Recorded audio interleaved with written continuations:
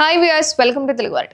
Big Boss ఎప్పుడెప్పుడు వస్తుందా అని ఎదురు చూడడం అయిపోయింది. బిగ్ బాస్ అయిపోవడానికి కూడా వచ్చేసింది. మొత్తానికైతే ముగింపు దశకైతే కంప్లీట్గా వచ్చేసింది. మరి కొన్ని రోజుల్లో ఈ సీజన్ విన్నర్ ఎవరు అనేది ఖచ్చితంగా తెలుస్తుంది. అయితే మరోవైపు గత వారం రోజులుగా హౌస్లో ఫస్ట్ ఫైనలిస్ట్ టికెట్ కోసం తెగ పోటీ పడుతున్నారు కదా. సో వరుసగా రసవత్తరంగా జరుగుతున్న ఈ టాస్క్లలో విన్నర్గా నిలిచి ఫస్ట్ ఫైనలిస్ట్ అయ్యాడు కళ్యాణ్ పడాలి. అయితే ఈ సీజన్ టైటిల్ రేస్లో ముందుంది తనూజ. కానీ ఇప్పుడు తనూజ టార్గెట్ అనేది డీమోన్ వైపు తిప్పింది. కొద్ది రోజులుగా వీళ్ళిద్దరి మధ్య తీవ్ర స్థాయిలో గొడవలు జరుగుతున్న సంగతి మనందరికీ తెలిసిందే. డైరెక్ట్గా డీమోన్ మీద తనూజ స్ట్రాటజీలు వేస్తుంది.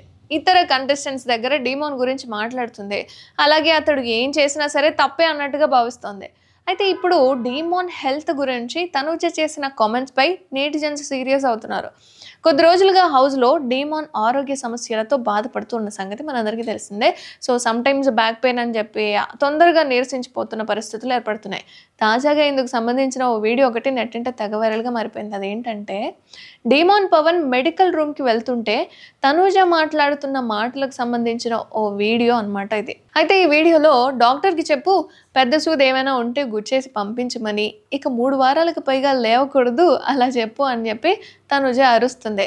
ఇప్పుడు ఈ వీడియోని షేర్ చేస్తూ తనూజ మీద ఫైర్ అవుతున్నారు డీమోన్ ఫ్యాన్స్. ఎందుకంటే కంటెస్టెంట్ మీద ఎంత కోపం ఉంటే ఇలా అతడి ఆరోగ్యంపై కామెంట్ చేస్తారా, 3 వారాలు లేవకుండా ఉంటే నువ్వు కప్పు విన్నవ్వాలనా అంటూ ట్రోల్ చేస్తున్నారు.